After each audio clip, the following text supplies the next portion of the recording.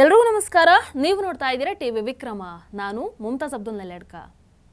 ವೀಕ್ಷಕರೇ, ನಮ್ಮ ದೇಶದ 140 ಕೋಟಿ ಜನರಿಗೆ ಬಹುಶಃ ಇದಕ್ಕಿಂತ ದೊಡ್ಡ ಸಿಹಿ ಸುದ್ದಿ ಮತ್ತೊಂದಿಲ್ಲ ಅಂತ ಅನ್ಸುತ್ತೆ. At the same time Rahul Italy and ಗ್ಯಾಂಗ್ಗೆ ಇದಕ್ಕಿಂತ ಬೇಸರದ ವಿಚಾರ ಮತ್ತೊಂದಿಲ್ಲ ಅಂತ ಅನ್ಸುತ್ತೆ. ಅದು ಏನು ಅಂತ ಹೇಳೋದಕ್ಕೂ ಮೊದಲು ನನಗೆ ರಾಹುಲ್ ಇಟಲಿ ಅವರ ಆ ಒಂದಷ್ಟು ಮಾತುಗಳ ಬಗ್ಗೆ ಪ್ರಶ್ನೆಯನ್ನು ಕೇಳಲೇಬೇಕು. ಏನು ಹೇಳ್ತಾರೆ ರಾಹುಲ್ ಇಟಲಿ ಅವರು?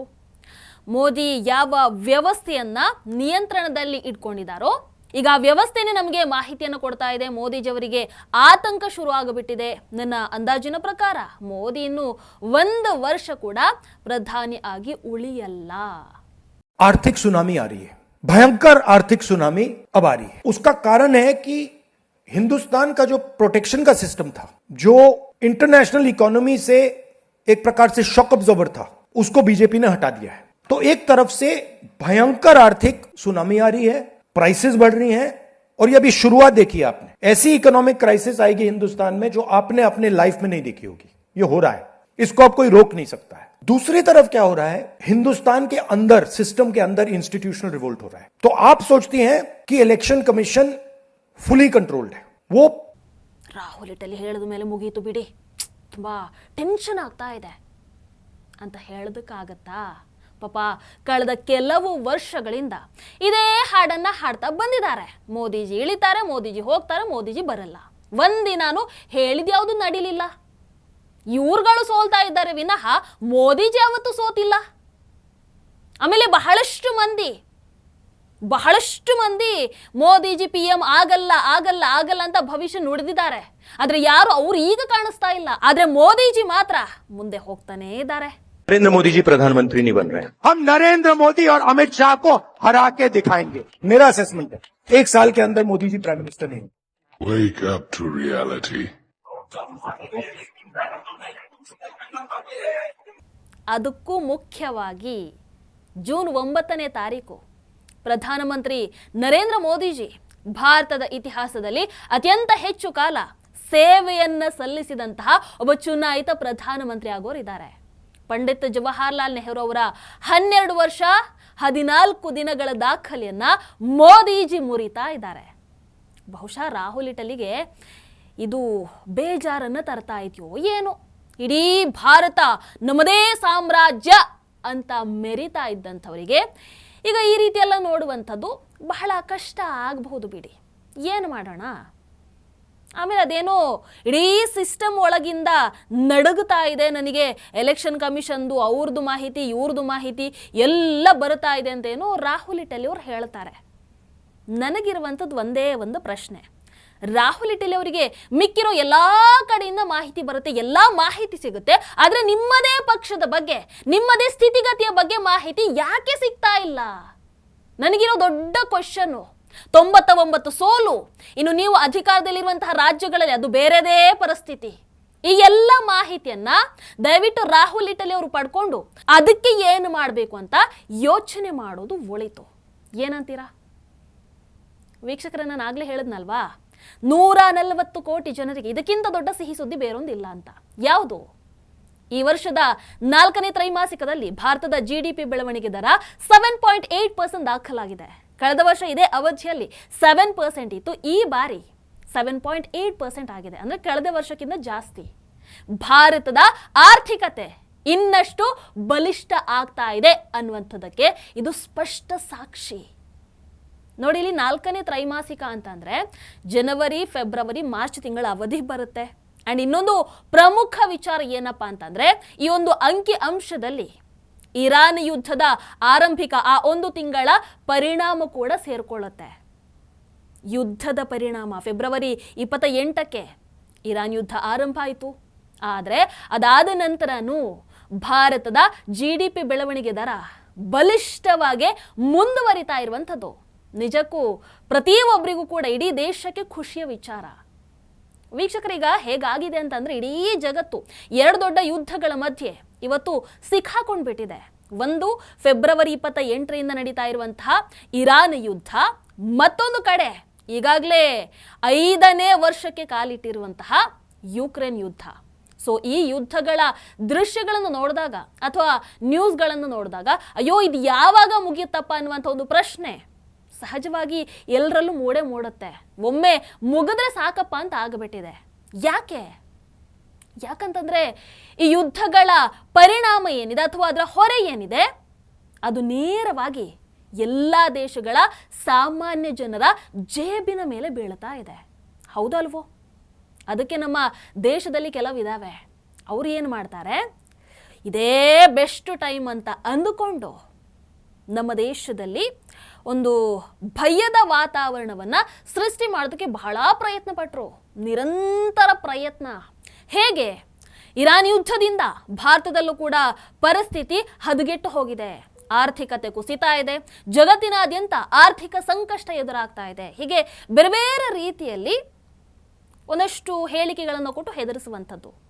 ಆದರೆ ಇವೆಲ್ಲದರ ಮಧ್ಯೆ, ಅಂಥವರ ಮಧ್ಯೆ ಭಾರತದ ಈ 7.8% GDP ಬೆಳವಣಿಗೆ ದರ ಏನಿದೆ ಅದು ನಿಮಗೆಲ್ಲರಿಗೂ ಕೂಡ ಒಂದು ಶುಭ ಸುದ್ದಿಯಾಗಿ ಬಂದರೆ ಕೆಲವರಿಗೆ ಮಾತ್ರ ಬರ್ನಾಲ್ ಮೊಮೆಂಟ್ ಥರ ಆಗಿಬಿಟ್ಟಿದೆ. ನೋಡಿ, 7.8% GDP ಇದು ಭಾರತದ ಆರ್ಥಿಕ ಶಕ್ತಿಯನ್ನು ತೋರಿಸ್ತಾ ಇದೆ.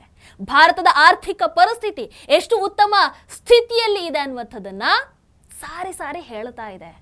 ಅದಕ್ಕೂ ಮುಖ್ಯವಾಗಿ ನಮ್ಮ ದೇಶದ 140 ಕೋಟಿ ಜನರ ಪರಿಶ್ರಮ, ದುಡಿಮೆ, ಸಾಮರ್ಥ್ಯ ಎಲ್ಲವನ್ನ ಕೂಡ ಇದು ಪ್ರತಿಬಿಂಬಿಸ್ತಾ ಇದೆ. ಅಂಡ್ ಇನ್ನೊಂದು ಬಹಳ ಖುಷಿ ಪಡುವಂಥ ವಿಚಾರ ಏನಪ್ಪಾ ಅಂತಂದ್ರೆ 2025-26 ಈ ಹಣಕಾಸು ವರ್ಷದಲ್ಲಿ ಇಡೀ ವರ್ಷದ GDP ಬೆಳವಣಿಗೆ ದರ 7.7% ಆಗಿದೆ. ಆಕ್ಚುಲಿ ಸರ್ಕಾರದ ಅಂದಾಜು ಎಷ್ಟಿತ್ತು ಗೊತ್ತಾ? 7.6%. ಅಂದ್ರೆ ಭಾರತದ ಆರ್ಥಿಕತೆ ನಿರೀಕ್ಷೆಗಿಂತ ಕೂಡ ಉತ್ತಮ ಪ್ರದರ್ಶನವನ್ನ ನೀಡಿದೆ ಅಂತ ಅರ್ಥ. ಹೌದಲ್ವೋ? ವೀಕ್ಷಕರ ನೋಡಿ, ಯಾವುದೇ ವಿಚಾರ ನಿರೀಕ್ಷೆಗಿಂತ ಉತ್ತಮವಾಗಿ ಬಂದ್ರೆ ಅದು ಸಂತೋಷವನ್ನ ತರುವಂಥದ್ದು ಸಹಜ. ಹಾಗಾಗಿ ಈ ಸುದ್ದಿಯಿಂದ ನಮಗೆಲ್ಲರಿಗೂ ಕೂಡ ಸಂತೋಷ ಆಗಲೇಬೇಕು. ಯಾಕೆ ಹೇಳಿ? ಇದರಲ್ಲಿ ನಮ್ಮೆಲ್ಲರ ಕೊಡುಗೆ ಕೂಡ ಇದೆ. ಇಡೀ ವರ್ಷ ಮಾಡಿದಂಥ ಕೆಲಸ, ಪಟ್ಟ ಶ್ರಮ ಇವೆಲ್ಲವೂ ಕೂಡ ಈ ಒಂದು ಸಾಧನೆಯ ಭಾಗನೇ. ಈ ಸಮಯದಲ್ಲಿ ಯುದ್ಧ ಆಗ್ತಾ ಇರುವಂಥದ್ರಿಂದ ಜಗತ್ತಿನ ಅನೇಕ ದೊಡ್ಡ ದೊಡ್ಡ ದೇಶಗಳ ಆರ್ಥಿಕ ಸ್ಥಿತಿ ಅಷ್ಟೇನು ಚೆನ್ನಾಗಿಲ್ಲ. ಅಂತಹ ಸಂದರ್ಭದಲ್ಲೂ ಕೂಡ ಭಾರತದ ಈ 7.8% GDP ಬೆಳವಣಿಗೆ ದರ ಏನಿದೆ ಅದೊಂಥರ ನಮಗೆ ಒಂದು ವೆರಿ ಪಾಸಿಟಿವ್ ಔಟ್ಕಮ್ ಥರ ಬಂದುಬಿಟ್ಟಿದೆ ವೀಕ್ಷಕರೇ. ಆದರೆ ಈ ಖುಷಿಯ ಸುದ್ದಿ ನಾನು ಆಗಲೇ ಹೇಳಿದ ಹಾಗೆ ರಾಹುಲ್ ಇಟಲಿ ಹಾಗೆ ಭಾರತದ ಪ್ರತಿಪಕ್ಷಗಳಿಗೆ ಮಾತ್ರ ಒಳ್ಳೆ ಸುದ್ದಿ ಆಗಿರೋದಕ್ಕೆ ಸಾಧ್ಯನೇ ಇಲ್ಲ. ಯಾಕಂತಂದರೆ ಜೂನ್ 3ನೇ ತಾರೀಕು ರಾಹುಲ್ ಇಟಲಿ ಭಾರತದಲ್ಲಿ ಆರ್ಥಿಕ ಸುನಾಮಿ ಬರುತ್ತೆ ಅನ್ನುವಂಥ ಒಂದು ಹೇಳಿಕೆಯನ್ನು ಕೊಡ್ತಾರೆ. ಅವರ ಪ್ರಕಾರ ದೇಶದ ಆರ್ಥಿಕ ಪರಿಸ್ಥಿತಿ ತೀರಾ ಹದಗೆಟ್ಟು ಹೋಗಿದೆ. ಮುಂದಿನ ದಿನಗಳಲ್ಲಿ ಭಾರತ ಭಾರಿ ಆರ್ಥಿಕ ಸಂಕಷ್ಟವನ್ನು ಎದುರಿಸುತ್ತೆ. ದೊಡ್ಡ ಎಚ್ಚರಿಕೆಯನ್ನು ಕೊಟ್ಟುಬಿಟ್ರು. ಆದರೆ ಈಗ ಹೊರಬಿದ್ದಿರುವಂತಹ ಈ GDP ಅಂಕಿ ಅಂಶಗಳು ಆ ಕೊಟ್ಟಿರುವಂಥ ಹೇಳಿಕೆಗೆ ಒಂಥರ ರಪ ಅಂತ ಬಾರಿಸಿದ ಹಾಗಿದೆ. ಈ ಹೊಸ ಅಂಕಿ ಅಂಶಗಳ ಬಗ್ಗೆ ಮಾತಾಡ್ತಾ ಪ್ರಧಾನಿ ನರೇಂದ್ರ ಮೋದಿಜಿಯವರು ಕೂಡ ಹೇಳ್ತಾರೆ, ಈ ಬೆಳವಣಿಗೆ ದರ ಏನಿದೆ ಭಾರತದ ಆರ್ಥಿಕತೆಯ ಬಲವನ್ನ, ಆರ್ಥಿಕ ಸುಧಾರಣೆಗಳ ಯಶಸ್ಸನ್ನ, 140 ಕೋಟಿ ಭಾರತೀಯರ ಕಠಿಣ ಪರಿಶ್ರಮವನ್ನ ಪ್ರತಿಬಿಂಬಿಸ್ತಾ ಇದೆ. ಅಷ್ಟೇ ಅಲ್ಲ, ಮುಂದಿನ ದಿನಗಳಲ್ಲೂ ಕೂಡ ತಮ್ಮ ಸರ್ಕಾರ 3 ಪ್ರಮುಖ ಕ್ಷೇತ್ರಗಳ ಮೇಲೆ ಗಮನವನ್ನ ಕೇಂದ್ರೀಕರಿಸೋದಿದೆ ಅನ್ನುವಂತಹ ಮಾತನ್ನು ಕೂಡ ಹೇಳ್ತಾರೆ. ಅದರಲ್ಲಿ ಮೊದಲನೆಯದು ಜನರ ಜೀವನವನ್ನ ಇನ್ನಷ್ಟು ಸುಲಭಗೊಳಿಸುವಂಥದ್ದು. ಇನ್ನು ಎರಡನೆಯದಾಗಿ ವ್ಯಾಪಾರ, ಅದೇ ರೀತಿ ಉದ್ಯಮ ನಡೆಸೋದನ್ನ ಇನ್ನಷ್ಟು ಸುಲಭಗೊಳಿಸುವಂಥದ್ದು. ಮೂರನೆಯದಾಗಿ ಯುವಕರಿಗೆ ಹೆಚ್ಚಿನ ಅವಕಾಶಗಳನ್ನ ಸೃಷ್ಟಿ ಮಾಡುವಂಥದ್ದು. यहाँ बिजनेस के लिए नई संभावनाएं बनेगी. दमन के दोनों किनारों पर विकास की गति और तेज होगी. साथियों, यहाँ हॉस्पिटैलिटी इकोनॉमी से जुड़े अवसर बढ़ेंगे और साथ ही ट्रांसपोर्ट, नगर जैसी सुविधा से व्यापार, लॉजिस्टिक को भी नई गति मिलेगी. ಆದರೆ ಇದೇ ಸಮಯದಲ್ಲಿ ಮೋದಿಜಿ ರಾಹುಲ್ ಮಾತಿಗೆ ತಿರುಗೇಟನ್ನು ಕೂಡ ಕೊಡ್ತಾರೆ. ಏನು ಹೇಳಿದ್ರು? ನಮ್ಮ ದೇಶದಲ್ಲೇ ಕೆಲವು ನಿರಾಶಾವಾದಿಗಳು ಆತ್ಮನಿರ್ಭರ ಭಾರತ ಅಭಿಯಾನವನ್ನ ತಮಾಷೆ ಮಾಡ್ತಾರೆ. ಅದರ ಮಹತ್ವವನ್ನ ಕಡಿಮೆ ಮಾಡಿ ತೋರಿಸುವಂತಹ ಪ್ರಯತ್ನವನ್ನು ಕೂಡ ಮಾಡ್ತಾ ಇದ್ದಾರೆ. ಆದರೆ ಭಾರತ ಇವತ್ತು ಜಾಗತಿಕ ಸವಾಲುಗಳ ಮಧ್ಯದಲ್ಲೂ ಕೂಡ ಉತ್ತಮ ಆರ್ಥಿಕ ಬೆಳವಣಿಗೆಯನ್ನ ದಾಖಲಿಸ್ತಾ ಇರುವಂಥದ್ದು ಆತ್ಮನಿರ್ಭರ ಭಾರತದ ದಿಕ್ಕಿನಲ್ಲಿ ದೇಶ ಸಾಗ್ತಾ ಇರುವಂಥದ್ದಕ್ಕೆ ಒಂದು ಸ್ಪಷ್ಟ ಉದಾಹರಣೆ ಅಂತ ಪ್ರಧಾನಿ ಮೋದಿಜಿ ಹೇಳ್ತಾರೆ. ವೀಕ್ಷಕರ, ನಮ್ಮ ದೇಶಕ್ಕಿರುವಂತಹ ನಿಜವಾದ ಸವಾಲು ಏನು ಗೊತ್ತಾ? ಜಗತ್ತಲ್ಲಿ ಆಗ್ತಾ ಇರುವಂತಹ ಆ ಸಂಕಷ್ಟಗಳನ್ನ ಭಾರತ ಹೇಗೆ ಎದುರಿಸಬೇಕು ಅಂತ ಅಂದ್ಕೊಂಡ್ರೆ ತಪ್ಪು.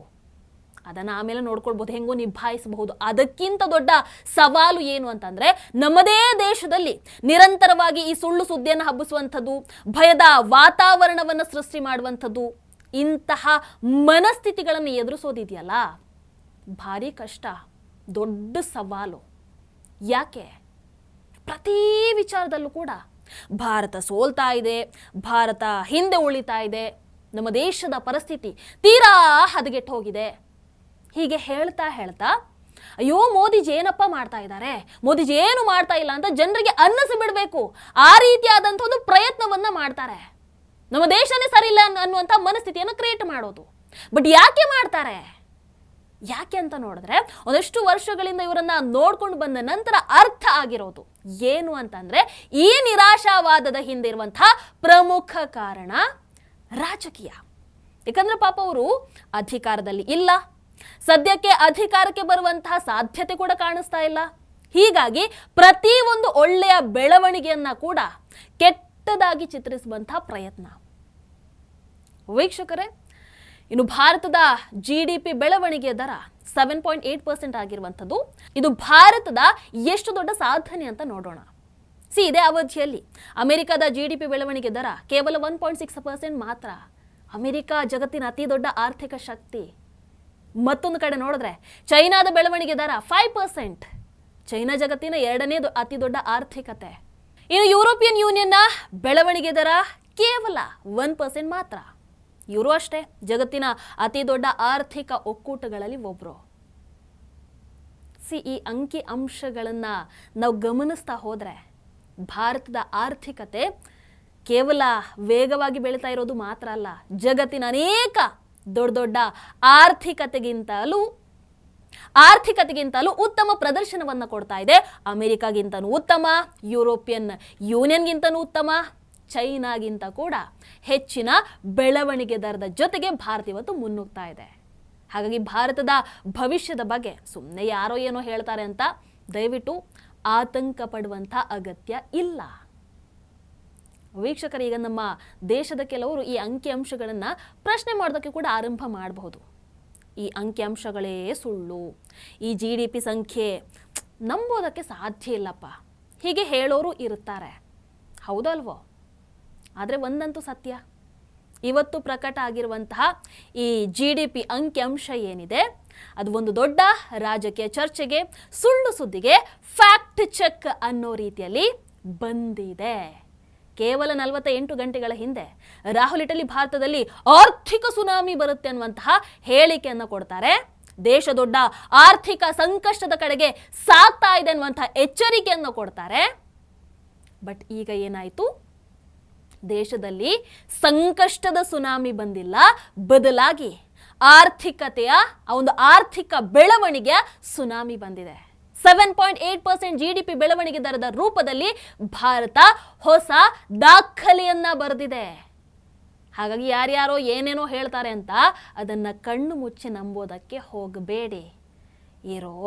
ಅದೇನು 3-4 ರಾಜ್ಯವನ್ನೇ ಸರಿಯಾಗಿ ನಿಭಾಯಿಸ್ಕೊಂಡು ಹೋಗೋದಕ್ಕೆ ಆಗದಂಥವ್ರು ಬಂದು ದೇಶವನ್ನೇ ಸಮರ್ಥವಾಗಿ ಒಬ್ಬ ಮುನ್ನಡೆಸುವಂತಹ ನಾಯಕನಿಗೆ ಅಡ್ವೈಸ್ ಕೊಡುವಂಥದ್ದು, ಹಾಗೆ ಹೀಗೆ ಅಂತ ಹೇಳುವಂಥದ್ದು ನಿಜಕ್ಕೂ ಕೂಡ ಪ್ಯೂರ್ ಜೋಕ್ ತರ ಕಾಣಿಸುತ್ತೆ. ನೀವೇನಂತೀರಾ? ಕಮೆಂಟ್ ಮಾಡಿ. ಟಿವಿ ವಿಕ್ರಮ, ದೇಶ ನಿಮ್ಮ ಕೈಯಲ್ಲಿ. ಈ ಕಾರ್ಯಕ್ರಮ ನಿಮಗೆ ಇಷ್ಟ ಆಗಿದ್ದಲ್ಲಿ ಲೈಕ್, ಶೇರ್ ಹಾಗೂ ಕಮೆಂಟ್ ಮಾಡಿ. ಟಿವಿ ವಿಕ್ರಮದ ಕಾರ್ಯಕ್ರಮಗಳನ್ನು ನಿರಂತರವಾಗಿ ವೀಕ್ಷಿಸಲು ಸಬ್ಸ್ಕ್ರೈಬ್ ಮಾಡಿ, ಬೆಲ್ ಐಕನ್ ಒತ್ತಿ.